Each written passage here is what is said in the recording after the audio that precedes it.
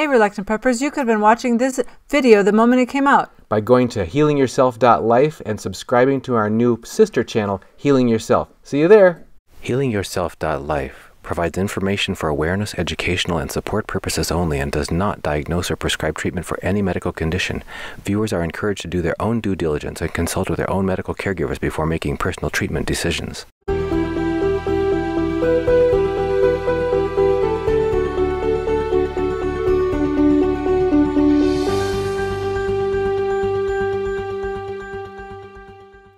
Welcome back to HealingYourself.Life. We're here with our off-grid doctor, Dr. Nielsen MD. He also runs a survival compound and Christian mission in the country of Haiti. He's here with us again on HealingYourself.Life. Dr. Nielsen, thank you for joining us. Good to be here. We've had a little break. We have. We've both been busy. There have been more than a handful of sessions that we've had with you focusing on specific topics of high interest to those who want to be health aware, being able to take care of some of the major risks in their lives, as well as reducing the chances that they'll be in a really tough situation if they lose mainstream medical care. But we've really never given you a chance to give us an introduction to the beginning of all of this. And a lot of this material has been drawn from a book that you're in the process of writing, and we would like to kind of go back to the beginning and let you get us off started on the right foot, so those who are going to watch the whole episodes can have a real solid beginning. Right, great. So with that, why don't you go ahead and start us? Well, you know, I did a lecture on this same material a couple years ago with a guy I lectured with, Jack, and most people have a view of their health that's unfortunately pretty much a black box, and most of us haven't really retained much of our anatomy, histology, physiology from junior and high school science, and that may be the last time that we saw any, and we probably thought it was very poorly taught and pretty disinteresting. And now that we're fighting for our health and getting older, that may have been a little far ago, you know. And I'm always trying to get a few basic concepts before people that they really understand. You know, one of the things that's really interesting, I teach a 2-weekend course on healing oils of the Bible using essential oils. Very, very complicated material, a lot of scripture in it. There's 386 references to healing oils in the Bible if you stay in Tyndale and the original Vulgate, and as you come forward into King James and then the NIV, it drops to about 20.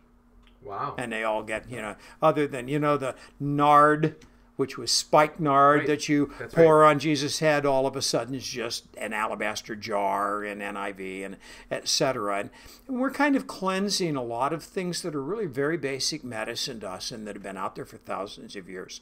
And now that we have our pills and our surgeons, we're forgetting all of that. We're really forgetting that there's a lot of things that are much closer to our physiology. And one of the points I like to try and make to get people to understand is that when you're looking at therapies, you're really looking at 4 kinds of therapies. You're looking at physiologic therapies. And physiologic therapy is that the chemicals that are inside your cells are in there in a given concentration. It's down at Avogadro's number of 10 to the minus 23rd, very dilute with a few exceptions like electrolytes, very, very dilute products. And when you give homeopathics or you give essential oils, you're giving things in physiologic doses. You intend to deliver things into the cell at about the same amount, okay? If you go above that, we would call that supraphysiologic. An example of that would be I took 20,000 milligrams of vitamin C for my thyroid cancer when I was 31 years old. And now that's not physiologic vitamin C, which is someplace between 30 and 2,000. You know, it was 20,000, super physiologic. Okay. Another one would be sometimes when I can't sleep, I take 5,000 milligrams of taurine. Okay. Way more taurine than your body would need. Okay. But, you know, it's a nice, safe way to induce sleep. And so that's physiologic and super physiologic. And as much as possible, if you don't want to have side effects, we really want to be in those two categories. But then we have pharmacologic doses. Well, pharmacologic dose doesn't have anything to do truly with physiology. You're not giving something that fits inside your physiology. You're just taking some chemical and saying, I can poison my way to a better symptom profile. And so maybe I want to knock down all my COX-1 and COX-2 enzymes so that I don't hurt. I'll take some Motrin, right? But there aren't any really technically Motrin receptors in the body. You're just simply, poisoning all these enzymes. And all pharmaceuticals basically work by selectively poisoning enzymes to get you the result that you want. And of course, there's always detriments to that. That Motrin doubled your risk of heart attack for the next 7 days. And, et cetera. Okay. And then we have supra-pharmacologic therapies, okay, and we would consider those overdoses. You took too much of a good thing. And you would have intentional poisoning. Chemotherapy comes to mind, okay, right? There's an outside possibility that chemotherapy might have some effect on you at pharmacologic doses, maybe even physiologic doses, okay? But clearly, until you kill your bone marrow, that's supra-pharmacologic doses. So first of all, I want people to get to the point where they think through that process of where am I on that physiologic to pharmacologic dose. Okay, I think that I have people come in all the time and they say, oh, I don't want to take that, I want to take an herb. And I go, what do you think an herb is? It's just a naturally occurring form of a pharmacologic product. What's willow bark? Aspirin. What's Taxol for chemotherapy? Came from the yew tree. What's Lanoxin? Digitalis, the plant. And there are a lot of herbs that really aren't safe, like echinacea. I mean, echinacea is the #1 cause of death from herbs in Germany. That entire population thinks it's a nutrient, and people die from it all the time. And so, I want to kind of get everybody to kind of file that piece of information away.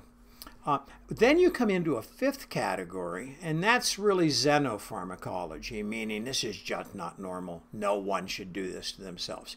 The human body makes aspartame, NutraSweet, okay, but it is all dextroisomer. It is a non-racemic product. It is only the right-handed molecule.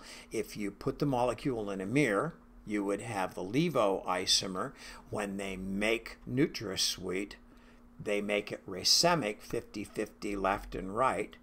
And honestly, the dextro doesn't do much bad to you, but man, that levo will screw you up real good. And that's why NutraSweet's poisonous, is because you're doing the Superman Bizarro thing and living in the inverted world, okay? And so this is what we're doing when we take Provera, the fake progesterone that causes cancer and osteoporosis and Alzheimer's. You're taking a perfectly good progesterone molecule and turning it into a completely alien molecule that is extremely toxic. That's different than taking a pharmacologic agent that had an opportunity to be right. At one molecule, this stuff's wrong. And so that's really xenopharmacology, foreign to the human body. Don't do this, don't go down that path. Could GMOs fall in that same category if we eat GMO foods, that sort of thing? Or is that just a complete... I don't know. The more I read GMOs, the more I've decided I can't figure this stuff out. But when we spent one session talking about these, and I got a little bit better at them, but there are so many things going on there because we're doing such a unique thing, screwing up our own bowel flora. And then the glyphosates that are in Roundup are just poisons, just like, mercury or NutraSweet. They're going to be one of the pharmacologic agents and fit in that category. And so all of that discussion it took me preparatory today to going, okay, I want to go back and kind of cover a little basic biochemistry. By the way, this was in the paper today. It's my dad's 96th birthday. Oh, 50 years in practice as a family doc before he retired. It just showed up in the paper today. I went, oh my gosh, that was incredible. So happy birthday, Dad. As I prepared for this, I'm going, what is the name of that book? And I spent all day going, I really want to find this book. And I couldn't remember it, and I knew the author, but I couldn't find the name. And I Googled pictures, photos, and the cover of the book came up. And this book affected me a lot back in the early 90s. It's by James C. Carter, MD, doctorate in public health. He's the head of public health at Tulane and at someplace in Boston, Columbia. And that was the original copy. And when I went to try and find it, apparently it's come out in a second edition that looks like that is $59 brand new and $3 used on Amazon. All right. So clearly it's not in publication anymore.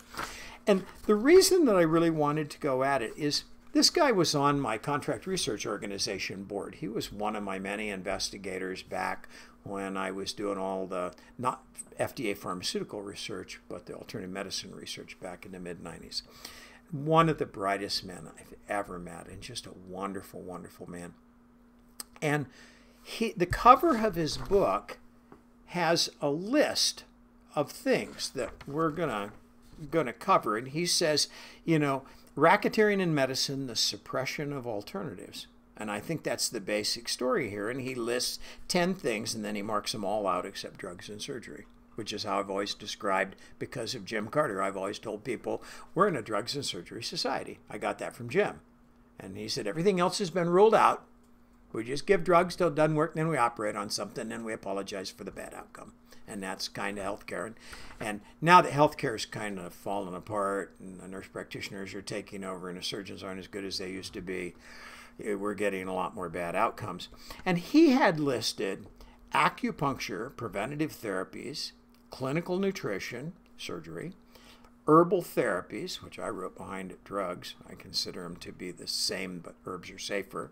EDT chelation, which honestly we don't do much anymore because the mechanism of heart disease is changing. Detoxification, which EDT chelation is detoxification, so that was kind of strange. Drugs, which is interesting because EDTA is a drug, and so I found that a little hypocritical.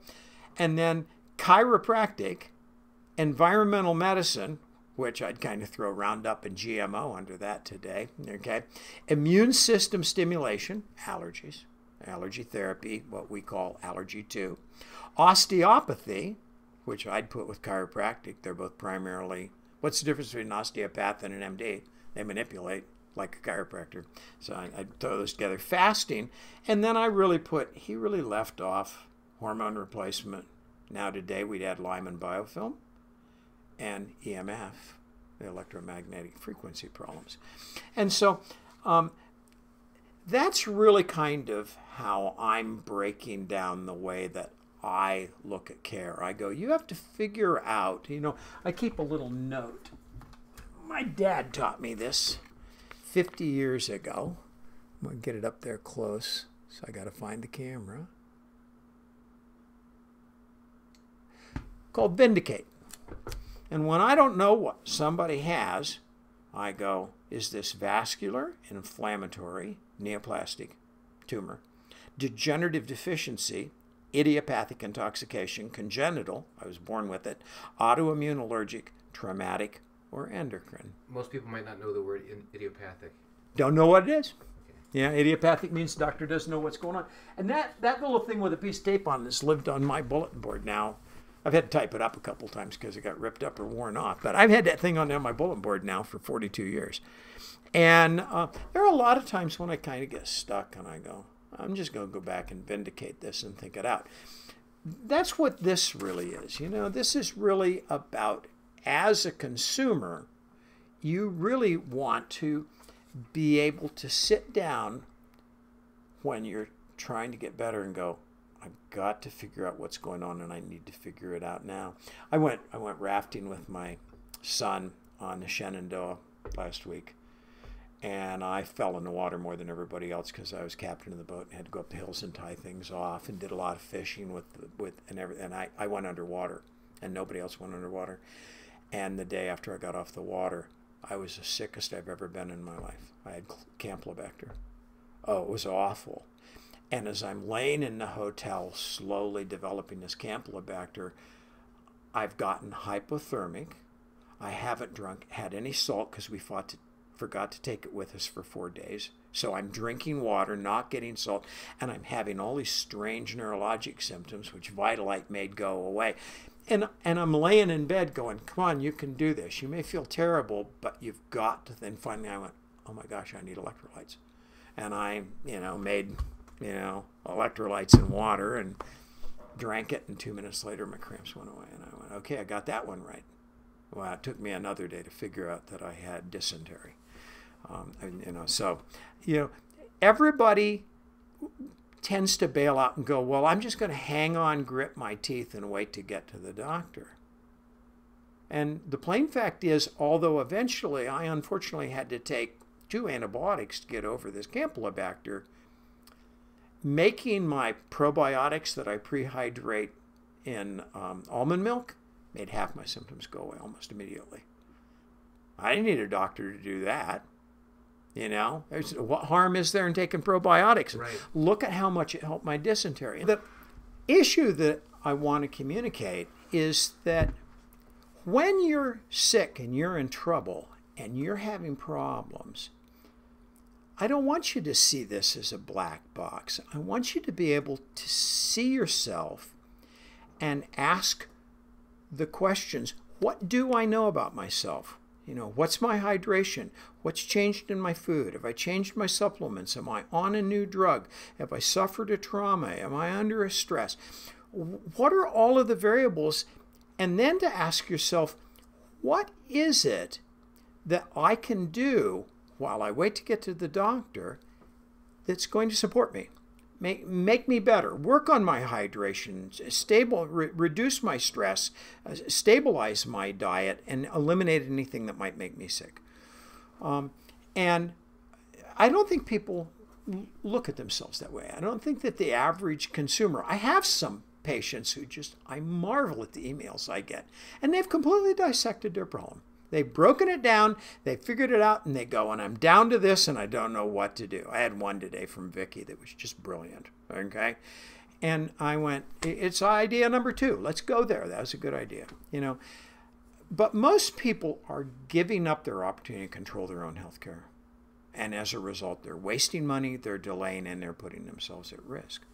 And so, I want people to be able to understand, we're just a whole bunch of cell membranes. This is a cell membrane. It's just made up of gamma-linolenic acid molecules, little ball with 2 strings on it, facing each other. It's 1 micron thick. It has pores in it to let things in and out for active transport. And we're hurting these things. We're doing terrible things. The EMF is awful, so are the heavy metals that we're getting. Well, why is it important? Because we're in a war. We're in a war to main adenosine triphosphate in our body. And if we have ATP, we're energy up and everything's firing and everything's running. When ATP breaks down, it gives up energy and water. 1 molecule of water. Now it has to go to all the work to make this little Duracell battery and recharge it over again. Well, why is that important? I had a new patient today. I told the girls when I saw his lab, get him in tomorrow. He's very sick. I have to have him right back. He has no ACTH, no cortisol. He has Addison's disease. You can die from Addison's disease. Why would you die from Addison's disease? Because you're living at the bottom of your energy curve and you have no reserves. None. And so get in an automobile accident and you die waiting for the rescue squad to come. You just don't have that deep bench, okay? And all of this goes down to the fact that all of us have to maintain our modes of transport. We have to have that ability to transport things in our body using ATP. Some things we transport are passive. If I take plain old magnesium oxide and happen to absorb some, it's because it fell in my body. But if I take magnesium glycinate or magnesium taurine, the body wants that taurine, essential amino acid, so it pumps the magnesium into my body. Okay. Working with your physiology. Amazing how many people think they're taking magnesium and they're taking garbage. Okay? But that's not my point. My point is that we have to understand that we're really a lot of modes of transport. I'm studying mycelia and fungus as a part of my permaculture in Haiti.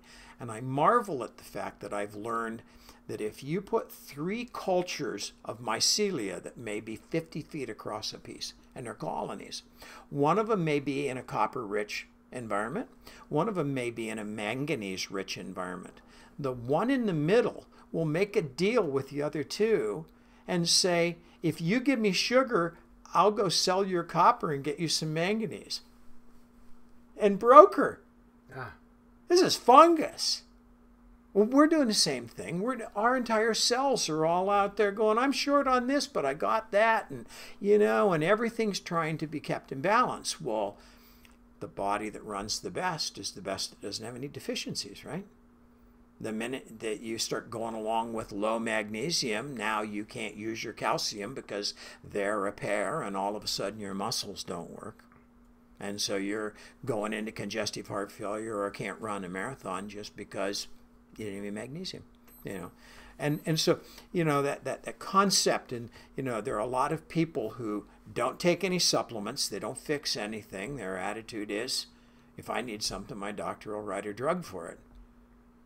And all the research has shown they don't live as long. Or actually, some people think if I just eat reasonable kinds of foods, I'll get all the nutrition I need. This way they don't take supplements. Not from the reasonable foods they're selling us. Exactly.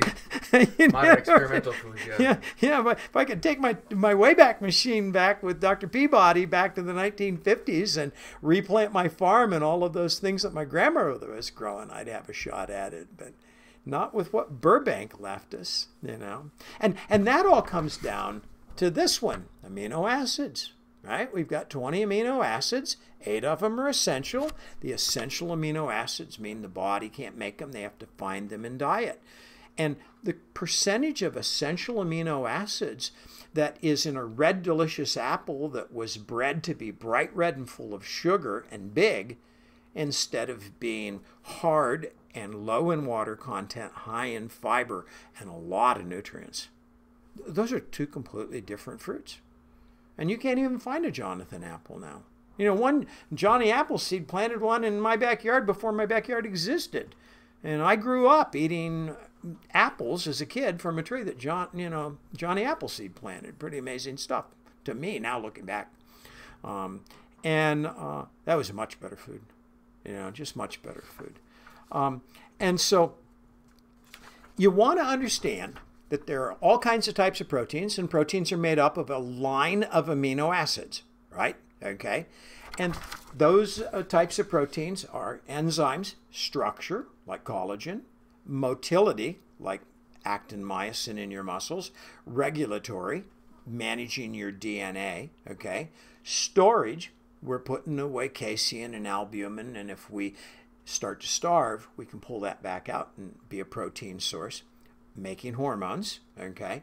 Receptor surfaces, we're going to go there next. Transport molecules, a lot of, the thyroid in your blood, only about 7% of it is free in your blood. 93% of it is bound to thyroid binding globulin so that you have a steady supply and you can pull from a reservoir. And special purpose proteins that do just amazing things, and a lot of those are in the brain. And here's a true electron micrograph of an enzyme. Pretty big protein molecule. And the pink area is the receptor area where what the enzyme is working on touches. And then in it, you can see a little model of a molecule. And that's what the enzyme is working on. So the pink area is called the substrate surface. And this isn't used up when it digests something. It stays alive and says, send me another one. I'll do another one. I'll do another one. Eventually, obviously, it gets worn out. It breaks down. It has to be remanufactured. And our entire body, at a protein level, is really running off of these enzymes, which is the reason why that you have so many enzymes that you can take as supplements. And if you take them with food, they digest your food. Right. But if you take them on an empty stomach, they go into your bloodstream and lower your cholesterol and break down blood clots and, are anti-inflammatory and relieve your pain. Curcumin, okay, good example, okay. we're doing the same thing with fats. I only brought one of my 3 charts on omega fatty acids. This one's the one for omega-3s. And we can see these omega-3s as food, and they certainly are, but when you get done, obviously omega-3s are anti-inflammatory. You know, they're heading down that pathway. And then you want to understand in and out. You know, when you take ATP and release water and get ATP, that's an exothermic reaction and makes energy. But if you want to take glucose and ammonia and put them together to make glutamine, you have to put energy in, an endothermic reaction. So obviously, this is the motor for doing things, and this is the result, making things in the body. And that's actually happening at a heat and generation and energy production level. The point being, again, back at the fact that we get up in the morning, and once we work the stiffness out, we have about as much energy as we're going to have. And then as the day goes on, we eat up our hormones, we wear into our ATP, our cortisol starts to fall, and we get tired. And if we're healthy, tired happens when we put our head on the pillow. If we're chronically ill, it happens at 2 o'clock in the afternoon. Maybe it happens at 9 in the morning when we got a problem. The question is, how do I change that energy supply? And doctors don't think this way. They don't look at it that way. And a great example, at least once a month I have a new patient who comes in and their cardiologist is managing them for congestive heart failure and has them on their ACE inhibitor and their anticoagulants and wants to put a pacemaker in them. And I go, have you tried CoQ10, magnesium, and D-ribose and L-carnitine? And they go, no. And I go, well, we're not going to do them one at a time. Here you go. Here's the 4. And I get an email from them 3 days later, and they go, I think one of these is causing a side effect. I've lost 13 pounds and I can't stop peeing. I go, yeah, your congestive heart failure is going away. You know, what did I do? Those were the 4 things that are being eaten by the heart when it's injured. And I'm just sitting there giving the things the heart says I'm running 3% on this. And I go, and the first thing I do is the minute they say that is I go, good, stick with that. After you've kind of stabilized, you want to take each ingredient and double it for 3 days. And if you can't tell, you're okay. But if you double it and you do even better, you aren't taking enough. All right? And that brings us back to the beginning of our story, essential oils. I would use a lot more essential oils if I was better trained. There are hundreds, although most people work within probably about 20 of them. But the reason that I put this up is because I want to have people see that these things aren't magic, okay? There are 3 kinds of essential oils. There are phenols, there are sesquiterpenes, and there are monoterpenes. The biggest one is the sesquiterpenes. If that feels familiar to me, that's turpentine. Frankincense smells like turpentine. Okay? Terpenes. Okay? And these are volatile oils. Put them out on a counter. And the monotrines, the smallest ones, will come off first. And frankincense will have 1 smell. And then in about 2 minutes, the isoprenes will come off. It will have a second smell. And then a musty, moldy, very nice smell, the smell that the Catholics have in their scepters at Mass, is going to get you down to the sesquiterpenes, okay, that really smell cool, okay? Well, look at what these things do.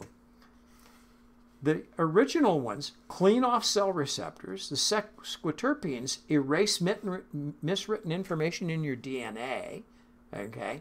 And the monoterpenes reprogram the DNA back to a healthy cell. Well, heck, I'm impressed. That's pretty cool stuff. If anybody ever wants to learn a lot about that, David Stewart wrote a wonderful book called Healing Oils of the Bible, and it actually comes with 12 bottles of healing oils in a kit that are cheaper than you could ever buy them. The book's like free. And he's both a Methodist pastor and a PhD in biochemistry. Neat guy. And he wrote this wonderful book and just walks you through the whole Bible. And so when God tells Aaron to make the anointing oil to wash the brass basins and the alder, what were those 5 oils? All antibiotic. Come on, they're butchering animals on this alder and burning it. It needed to be sterilized. It's really cool, you know. And when you look at the anointing oil, okay, that was made, it's all for spiritual centering and mental clarity and great stuff, you know. We've had really, really good biochemistry for a long time. You know, it was given to us by God, and we're losing all of that stuff, okay? The other one, we're all really well familiar with this one. We keep talking about it, is EMF, cell towers, cell phones. California's in the middle of a big lawsuit right now. They're talking about trying to take the strength of phones and cell towers down like Canada did. Europe has. Europe and Canada are both turning their cell towers back down again. And we're still trying to get Verizon to get all of the United States bright red. 100% coverage, right? Yeah, 100% coverage. Bright red as in you glow when you stand in front of your microwave, bright red, right? And what we're missing is that not only are we a chemical event, which is what I've been talking about with this physiology, but this thing said, someplace in here, did I get it out of order? Yeah, I think I did. Or maybe I didn't print it. The next page in Stuart's thing is about each one of these molecules has an electrical component to it, and it transmits a frequency. Is it this one? Here it is. There it is, right there. Each one of these oils has its own frequency. Well, what do you think your cell phone's doing to that frequency? What do you think that cell phone is doing to that electrical system, your acupuncture points? Nothing good. That's what we know. And the canary in the coal mine on this one is the Lyme patients, of course. Lyme patients, they just, hate the fluorescence, and they can't get far enough from their cell phone, and they can tell when they get in a router-rich environment. They can tell when they're driving under cell towers because they're already electrically neurostimulated all the way to the top, so they get sparky. Yeah, I got a lady, man. She is the canary. She has taught me more things. I thought all of this was about 110 AC. It isn't. It's about DC. It's all direct current. And so she figured it out because her father broke his hip and they brought home a lift chair. And when they plugged it in, it threw her to the floor. And she said it's 110. And my electrical engineering guy said, no, they put a battery backup system in it. So if the power goes out, he can still get his chair unfolded. And that process of having a DC motor, he says she's having problems with her furnace motor. And he says she's going to hate the water pump outside her house that has the meter on it, and she's going to hate Christmas lights. Boy, did all that turn out to be true. Those are all DC. And she does. She just, starting in October, she just starts dreading the holiday season as everybody starts putting great big webs of low-frequency DC current. And we're all doing that to ourselves. I mean, we already got the router and the cell phone, and now we're going out and putting up Christmas lights. And we don't think about it. So I come full circle. Homeopathics. Okay? Remember, we started out at physiologic doses. And so here's the crazy, this is the thing about homeopathics that drives me crazy, is if I have a product that is 2 to 8 times concentration, and I take that homeopathic and I dilute it 10 to 1 with water, then it turns in 9 to 11 and it becomes stronger. More potent. More potent. And I do it again and it becomes high potency. I had a hard time believing that at first. Really kind of struggled with that concept. I went, that's incredible. There's a famous story about the aconite cat. The Germans, no one is allowed to be a physician in Germany until they're a homeopath. Okay? Every doctor in Germany and many of the doctors in all of Europe, and especially in Russia, are homeopaths. And of course, they use a lot of homeopathics. we use none here. I use some in practice. I'm just not as well trained as I wish I was. I'm always behind. There's too many things to learn. And over the years, there have been many scientists who have said homeopathy can't be true. Mm-hmm. And the homeopaths have always baffled them. They say, are you familiar with the poison aconite? And they go, yeah. And they go, bring a bottle of aconite, distilled water, a gram scale, a measuring system, and your house cat. And I'm going to prove you that homeopathy works. And the guy mixes up aconite and makes a nice toxic solution of it that is like a 1 to 1,000 concentration, and gives 1 drop of it to this cat, and this cat dies instantly. And the guy goes, "You killed my cat." He says, "It's okay." And then he takes the 1 to 1,000, and he dilutes it 1 to 1,000 to 1,000,000, and then he dilutes it 1 to 1,000, etc., until he gets to Avogadro's number. We're going down 10 to the third until you get to 10 to 20 to the 3 of the same thing that just killed the cat. So now this cat has 100 million molecules of aconite in him. And then you turn around and inject the low dose concentration of aconite. The cat comes back to life. Excuse me? I got 1 million molecules and you just made it 1,000,001 and unpoisoned my cat. And the doctors and the biochemists go, "I don't get it." You go, "That's right, you don't get it. You don't think in terms of physiologic function. I gave something that worked physiologically and reversed something that worked suprapharmacologically." And we're back at the beginning of the discussion. I can undo the damage of suprapharmacologic things like chemotherapy with homeopathics. And we're not doing that. We don't have any interest in it. The whole country doesn't care about this. Well, I know some families that have gone through chemotherapy with a child, and they'd be very interested. Yeah. And so, it's just fascinating stuff. And, my struggle every day is, as I'm sitting here typing and listening to people and looking at lab slips and being real scientific, is my objective has to be to regather myself and go, okay, let's do that. Where you turn your hat around and you're a different person and go, let's think about this correctly. What are my options? Which brings me back to Jim Carter. Drugs and surgery. Drugs and surgery. And we don't think about any of those other tools.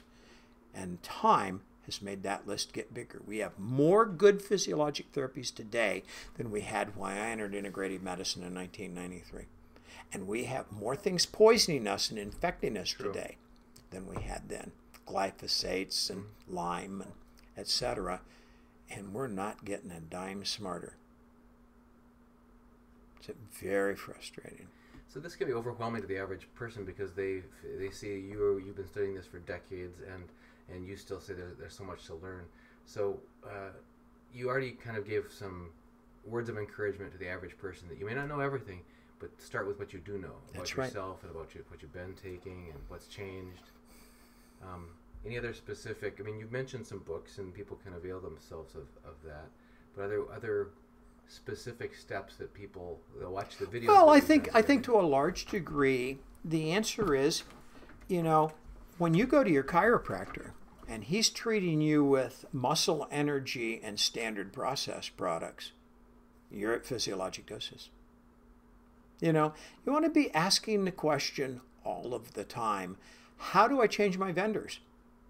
How do I get away from the drugs and surgery, which is only working worse as healthcare falls apart in America? And how do I go find that state-of-the-art chiropractor that really, really is well-trained, and his entire embodiment of his theory is that he wants to do no harm, which is what physicians are supposed to want to say, but they're not doing that at all.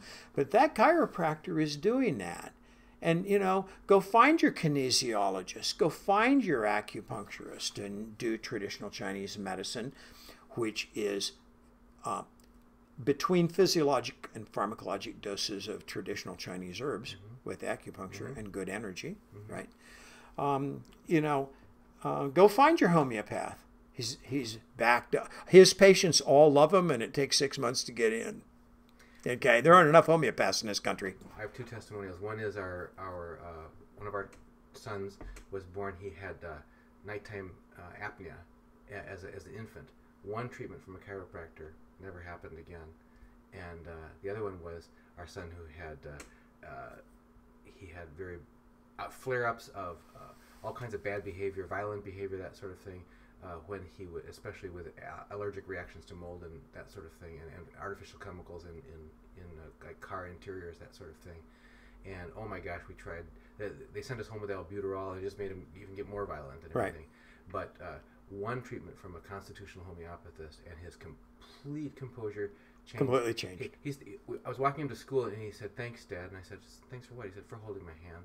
And this is the same kid that was telling my wife, "I'm going to break all your fingers," about a week before that. Right. So. Yeah, well, and I have one of those. I about 20 years ago, I had a mother in my practice who I wasn't seeing the child, but she was taking the child to a craniosacral therapist, up-ledger technique, because he had hydrocephalus and increased pressure in his brain. Well, some ER doc heard that story and decided that was child abuse and captured the kid, threw him in the hospital, got him involved in the court, and fortunately, they called in a neurosurgeon who is reasonable in my community and a friend of mine. And so I hear about this story. And so I called him up and I said, "Did you do a tap?" And he said, "Yeah." And I said, "What's your opening pressures?" And he said 50, and it should be under 12. And he said he needs a shunt. And he says the family's fighting it and we're locked in a court battle. And I said, "As you should be."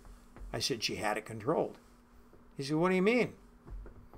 I said, "She was doing craniosacral therapy and it was fine." He says, "Oh, that can't work." I said, "You're willing to bet on that?"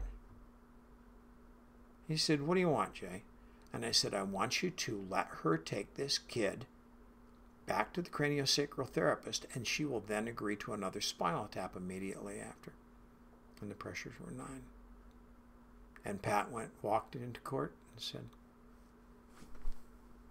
"Leave this kid alone." Never put a shunt in him. And he outgrew it. Same story. That's why, that's all about that cranial base getting constricted, dropping that CSF flow. Some things are mechanical. Some things are structural in your body. What doctor thinks anything's structural unless it's cancer you need cut out? Lots of structural things. That's why doctors don't like chiropractors, because chiropractors keep fixing things that can't be seen. They can only be felt by very adept hands.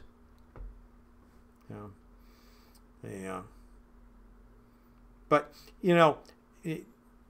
if you went back and asked me the history of, as I entered integrative medicine, and my dad had the same experience. My dad was 70 years old when he entered integrative medicine.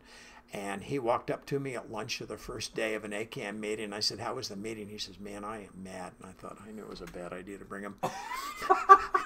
And I didn't say anything, okay? I just let him talk. He was sitting there. John Trowbridge, one of the greatest integrative doctors in America, was standing with me. We were getting ready to walk into a board meeting. And John looked at him and said, "Well, David, what's the matter?" And he says, "You're telling me they know all the biochemistry of irritable bowel syndrome and they haven't been telling me?" And I went, "Yeah, welcome to my world, Dad." Yeah. He was mad that he hadn't been taught. He had been mad that he hadn't been taught the right things. He was a really good doctor and a great investigator. And when you look up and ask me what happened in those first couple years, it was a deep sorrow to realize that I hadn't had the integrity to integrate my medical education with my practical experience. So much of this stuff for me, I was good at that stuff. I was good at physiology, pharmacology, all those things. And they just became memorized lists, but they didn't become weapons of action, And now they are, Well, a lot of us, I think, are mad at ourselves and at the system because when you watch those ads on TV and they say, hey, this is going to solve your whatever it is problem, and then they go on and on for the next minute and a half and tell you how it's going to ruin your life, Yeah. but everybody's happy. It's like we're all shutting off that our instinctive part that knows better. Yeah, right. So, well, you've given us a lot to chew on. And again, if some of those books that they'll be able to refer back to and pick up some of those books and give us another fighting chance of learning more about this amazing black box that is our body, and to trust our instincts and trust our judgment a lot more about self understanding when we're feeling off balance. Dr. Nielsen, any parting thoughts for us before we? Well said. Good summary. All right. Well, we'll put this one before all the other episodes, and we'll keep making more. So people keep tuning in to HealingYourself.Life. Don't forget to check the like box. Add a comment here if you've got a personal story of how you were able to get help outside of the drugs and surgery options. And we'll see you back again here on HealingYourself.Life. Thank you.